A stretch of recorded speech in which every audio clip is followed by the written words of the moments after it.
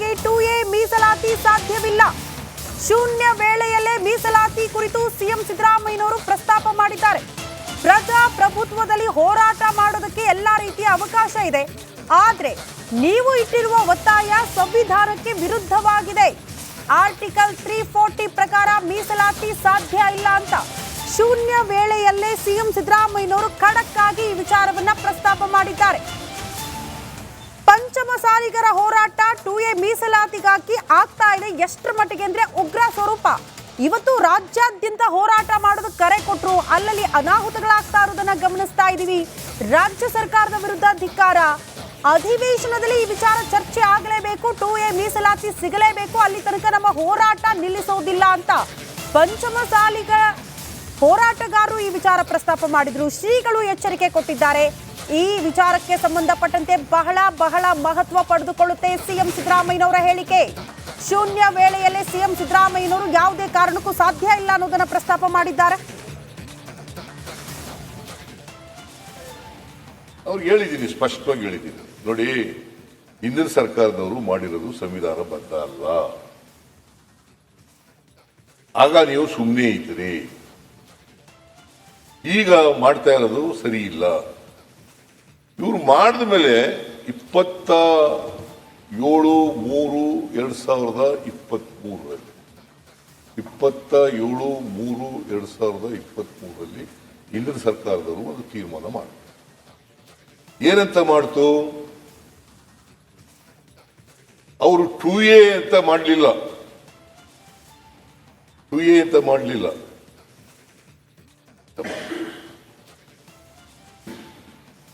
2A ಕೇಳದ್ದು, ಇವರು ಒತ್ತಾಯ ಮಾಡದ್ದು 2C ಮತ್ತು 2D. ಅದರ ವಿರುದ್ಧ ಒಬ್ಬ ರಾಘವೇಂದ್ರ ಅನ್ನೋನು ಕೇಸ್ ಹಾಕ್ತಾನೆ.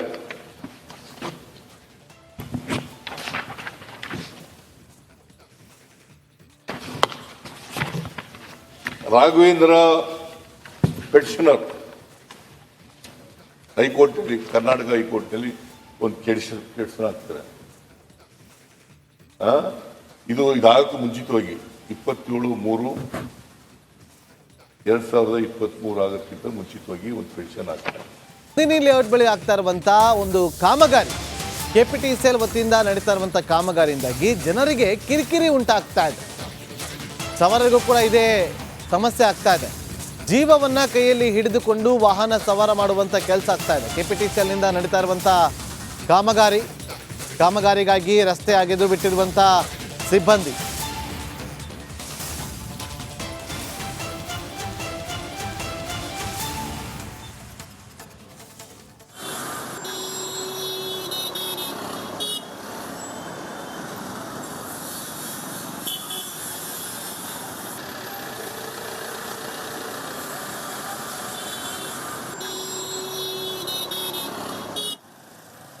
ರಿಪಬ್ಲಿಕ್ ಕಾಂಡ ಹಲವಾರು ಬಾರಿ ಸ್ಟೋರಿ ಮಾಡಿದೆ. ಗುಂಡಿಗಳು ಬಿದ್ದಿದ್ದಾವೆ, ಹಲವು ಇಲಾಖೆಗಳು ರಸ್ತೆ ತೋಡ್ತಿದ್ದಾರೆ, ಸೇಫ್ಟಿ ಮೆಜಾರಿಟಿ ತೆಗೆದುಕೊಳ್ಳಲ್ಲ, ಅಧಿಕಾರಿಗಳ ಗಮನಕ್ಕೂ ಇತ್ತು.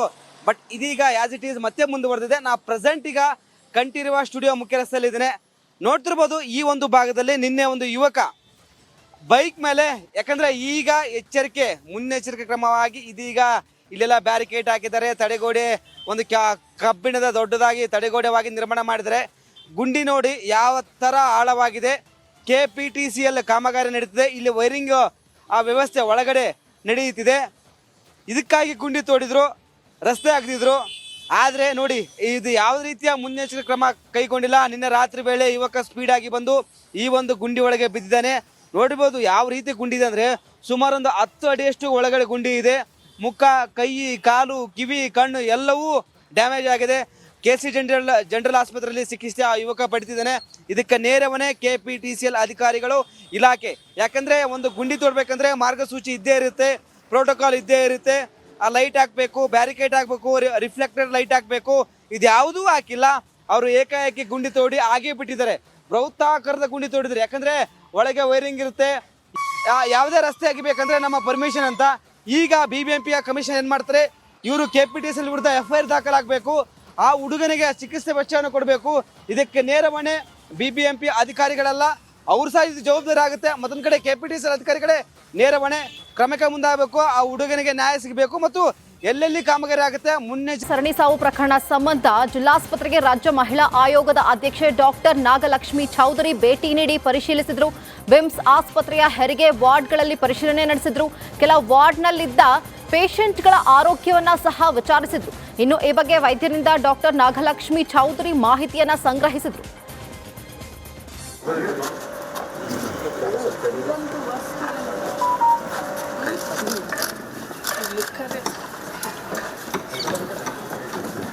I will not leave it, for sure.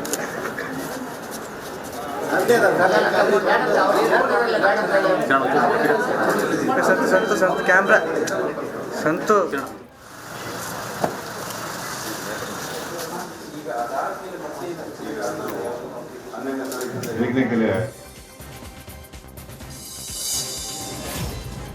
Panchamasali ಹೋರಾಟಗಾರರ ಮೇಲೆ ನಡೆದ ಲಾಠಿ ಚಾರ್ಜ್ ಖಂಡಿಸಿ ವಿಜಯನಗರದಲ್ಲಿ ಪ್ರತಿಭಟನೆ ನಡೆಸಲಾಯಿತು. ನಗರದ ಹೊಸಪೇಟೆಯ ಕಿತ್ತೂರು ರಾಣಿ ಚೆನ್ನಮ್ಮ ವೃತ್ತದಲ್ಲಿ ಪ್ರೊಟೆಸ್ಟ್ ನಡೆಸಲಾಯಿತು.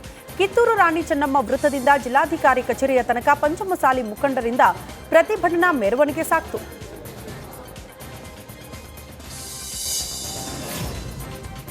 ಬೆಳಗಾವಿಯ ಅಥಣಿ ಪಟ್ಟಣದಲ್ಲಿ ಪಂಚಮಸಾಲಿ ಹೋರಾಟದಲ್ಲಿನ ಲಾಠಿ ಚಾರ್ಜ್ ಖಂಡಿಸಿ ಹೋರಾಟ ನಡೆಸಲಾಯಿತು.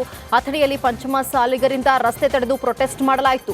ಶಿವಯೋಗಿ ಸರ್ಕಲ್ನಲ್ಲಿ ಮಾನವ ಸರಪಳಿ ನಿರ್ಮಿಸಿ ಆಕ್ರೋಶ ವ್ಯಕ್ತಪಡಿಸಿದ್ರು. ಸರ್ಕಾರದ ವಿರುದ್ಧ ಧಿಕ್ಕಾರ ಕೂಗಲಾಯಿತು. ಈ ವೇಳೆ ಅಥಣಿ ಪಟ್ಟಣದ ನ್ಯಾಯವಾದಿಗಳು ಪಂಚಮಸಾಲಿ ಹೋರಾಟಕ್ಕೆ ಸಾಥನ ನೀಡಿದ್ರು. ಕೂಡಲೇ FIR ರದ್ದು ಮಾಡಿ ಸರ್ಕಾರ ಕ್ಷಮೆ ಕೇಳಬೇಕು ಅಂತ ಹೇಳಿ ಒತ್ತಾಯಿಸಲಾಯಿತು.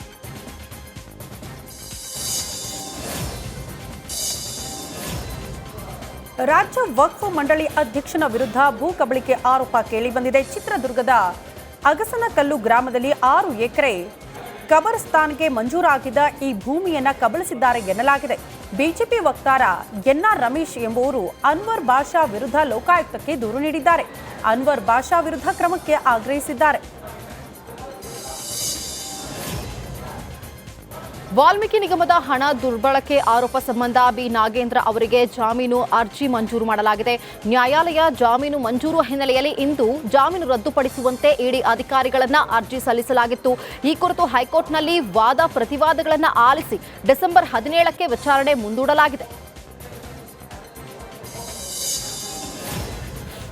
ಬೆಳಗಾವಿ ಅಧಿವೇಶನದಲ್ಲಿ ಉತ್ತರ ಕರ್ನಾಟಕದ ಅಭಿವೃದ್ಧಿ ಬಗ್ಗೆ ಚರ್ಚೆ ಆಗಬೇಕೆಂಬ ವಿಚಾರವಾಗಿ DCM DK ಶಿವಕುಮಾರ್ ಪ್ರತಿಕ್ರಿಯೆ ನೀಡಿದ್ದಾರೆ. ಬೆಳಗಾವಿ ವಿಮಾನ ನಿಲ್ದಾಣದಲ್ಲಿ ಮಾತನಾಡಿದ ಅವರು, ನಮ್ಮ ಪಕ್ಷ ಹಾಗೂ ವಿರೋಧ ಪಕ್ಷದ ಜನಪ್ರತಿನಿಧಿಗಳಿಗೆ ನಾವು ಮನವಿ ಮಾಡ್ತೇವೆ. ಉತ್ತರ ಕರ್ನಾಟಕದ ಏನೇ ವಿಚಾರ ಅಥವಾ ಸಮಸ್ಯೆ ಪ್ರಸ್ತಾಪ ಮಾಡೋದಿದ್ದಾದರೂ ಮಾಡಿ ಚರ್ಚೆ ಮಾಡಿ ಅಂತ ಮನವಿ ಮಾಡಿಕೊಂಡಿದ್ದಾರೆ. ಅಧಿಕಾರ ಬೇಕು ಅಂದ್ರೆ ಒದ್ದು ತಗೋಬೇಕು ಅಂತ ವಿಧಾನಸಭೆ ಕಲಾಪದಲ್ಲಿ DCM DK ಶಿವಕುಮಾರ್ ತಿಳಿಸಿದ್ರು. ಮಧ್ಯರಾತ್ರಿ ಕೃಷ್ಣಾಮನೆಯ ಬಾಗಿಲು ಒದ್ದು ಮಂತ್ರಿ ಮಾಡಿ ಅಂದಿದೆ. ಅಧಿಕಾರ ಬೇಕು ಅಂದ್ರೆ ಒದ್ದು ತಗೋಬೇಕು ಅಂತ DK ಶಿವಕುಮಾರ್ ಹೇಳಿದ್ರು. ಈ ವೇಳೆ ಮಧ್ಯೆ ಪ್ರವೇಶ ಮಾಡಿರುವ R ಅಶೋಕ್ ಈಗಲೂ ಅಧಿಕಾರ ಒದ್ದು ತಗೋತೀರಾ ಅಂತ ಪ್ರಶ್ನೆ ಮಾಡಿದ್ರು. ದ್ವಾರಕನಾಥ್ ಅಂತ ಒಬ್ಬರಿದ್ದಾರೆ, ಅವ್ರು ಫೋನ್ ಮಾಡಿದೆ. ಅವರು ಲೆಕ್ಕ ಹಾಕ್ಬಿಟ್ಟು ಒದ್ದು ಕಿತ್ಕೋಬೇಕು ಅಂದರು. ನಿನ್ಗೆ ಅಧಿಕಾರ ಬೇಕಾದ್ರೆ ಒದ್ದು ತಗೋಬೇಕು ಅಂತ. ಏನು ಮಾಡೋದು ಅಂತ ಅಂದ್ಬಿಟ್ಟು ಕೊನೆಗೆ ಜಯಚಂದ್ರ ಇದ್ದ ಒಬ್ಬ PA ನನಗೆ ಫೋನ್ ಮಾಡಿದೆ. ಇವತ್ತು ಆ PA ಇಟ್ಕೊಂಡಿದ್ದೀನಿ, ಅವ್ರ ಹತ್ರ ಇದ್ದೋ ನನ್ನ ಹತ್ರ ಸೇರಿಸ್ಕೊಂಡಿದ್ದೀನಿ. ನಾನು ಒಬ್ಬ PA ಶ್ರೀಧರಲ್ಲ, ಬೇರೆ ಒಬ್ಬ PA PS ಇದ್ರು, ಇಟ್ಕೊಂಡಿದ್ದೀನಿ. ಸೊ ನಾನು ಜಯಚಂದ್ರ ಇಬ್ಬರು ಹೋದ ಬಾಗಿಲು ಒದ್ದಿದ್ದೆ ನಾನು.